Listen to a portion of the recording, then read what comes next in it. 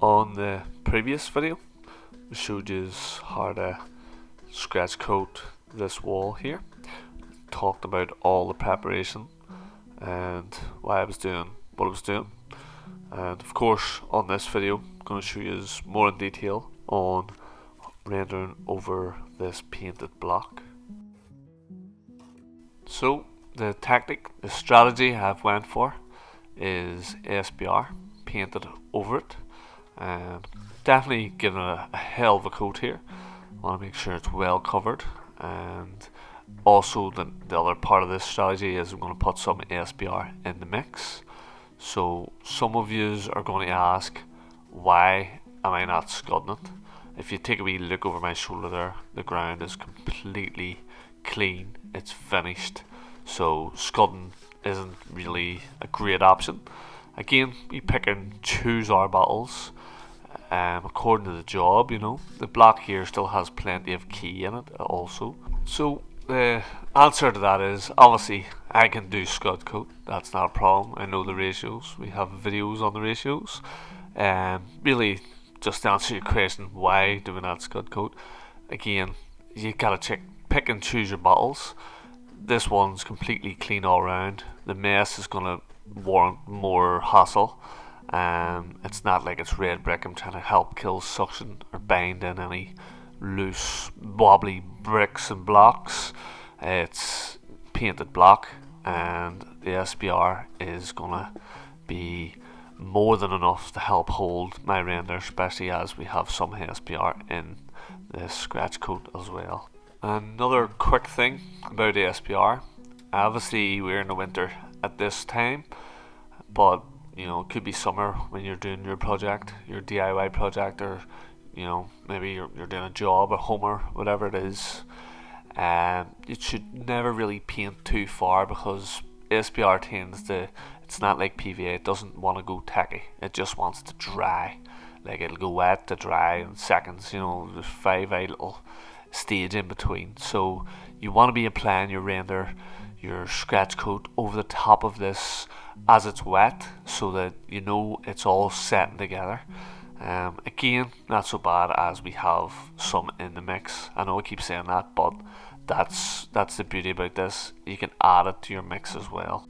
So you'll notice now I'm applying the scratch coat 3:1, as I said on the previous rendering video.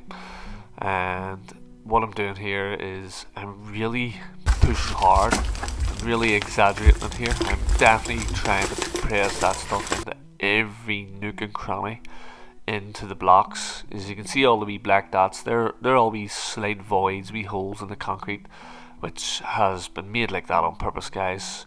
And the reason for that is so the render can key in and bond to the blocks. And so the reason I'm pressing hard is I'm really trying to force my render in, my scratch coat into that. And I'm not trying to put a particularly heavy coat on, as a light coat here will scratch coat, it's sort of in the name, scratching it on as well, and scratching it with the scratcher, the scarifier. But yeah, I'm not wanting to go dead heavy. I don't want no risk of anything sliding. I'm just really concentrating on getting a nice even coat, nice and neat. And like I said, I'm really pressing in, because to me that's where all the strength's going to come here, is if I can get it as sunk into them blocks as possible. But yeah, the other wee tip is just keep that hawk underneath your trowel when you're going, and you'll find you don't drop as much. The other big massive question we get a lot is, why are you starting on the left side, not the right side? And simply put it, this is the most comfortable for me. I plan on making more videos, more around this. I'm not sure lots of other plasters do think about this or not, but certainly not the ones that send in them types of comments. And it's all got to be to do with what you're comfortable with doing, guys. Again, this is scratch coat, so you know, you're really, you know, heel to toe with scratch coat, and float coat toe to heel, you know. So you can do that either way. Working into your render, yeah, you're always working into your render, you know. you're working left to right, just the same as you would be working right to left. It's always working into your render. And like I always say, as long as you don't leave any air bubbles in behind the gear, you should be grand. That would be your big killer when it comes to the render and floating. Just to make sure that you're not trapping any air in behind, as air will lead to some, boost. It's not connected to the wall, so you don't want to be having any of that. And you can see the wee bit of SBR in it, and you can tell it's that wee bit stickier, but I still find it nice to work with. If you do, SBR does tend to make your render set that little bit faster, but what I've found out is that if you put that bit too much SBR in, guys, it actually will do the opposite effect. It won't set, it'll take days to set, and that's because you've killed it with the glue. You don't want to be doing that, so try and keep your ratios a bit more wise. A little does a lot in this case when you're adding it to the mix.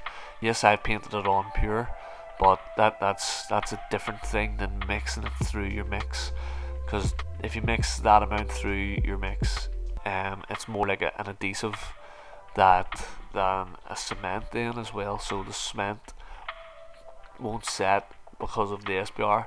It sounds strange, but if you wanted to test it yourself, you're more than welcome. Test it on a wee bucket full.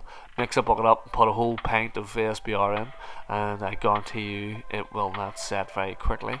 But put a couple of capfuls in, and it will set much quicker. Both will probably be very, very strong and pretty waterproof as well. Cement itself is waterproof. And again, guys, nice and neat here. Back to the actual plaster, nice and neat, and look at that nice key for the next top coat.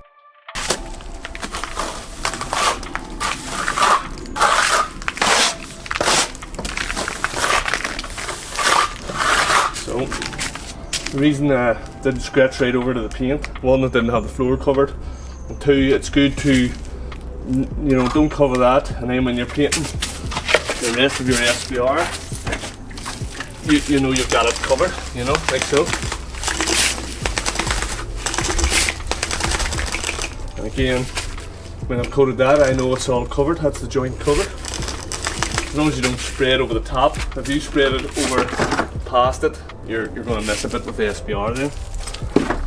I think this clip was in the previous video, but it's such an important wee one. Again, I'd like to share it. Basically, if you do have any cracks, guys, like so, or some sort of bad looking voids or anything, you can use some wire mesh or some mesh like so, and what this does is it'll help reduce the chances of cracking. Again, nothing's ever 100%, but doing this, same as re-skimming inside, scrim taping them joints up and stuff, it's better than not doing it, and it should reduce the chances of it re-cracking. And in the third and final video, guys, I'll be just going over how I finished the render and sort of some more tips and tricks on that. So make sure and subscribe not to miss out.